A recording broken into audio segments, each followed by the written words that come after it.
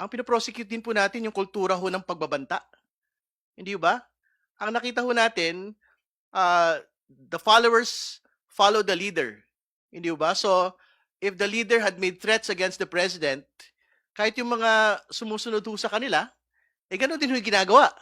Doon ho sa umuusig sa, kanila pong leader, hindi ba? So, I think, very important nga ho na in the same manner na we are exacting high accountability on the Vice President for grave threats against the President and his family, dapat gano'n din ho kataas yung, sigasig ho natin dun sa paghahabol sa lahat po ng gumagawa ng mga pagbabanta laban sa kung sino man hong tao, whether, spoken like what the Vice President said or stated in digital form like what, the particular local councilor did to me.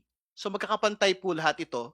Kung hinahabol ho natin yung pangalawang pangulo through impeachment, hahabulin din po natin yung po mga supporters niya, katulad po nitong konsehal po na ito.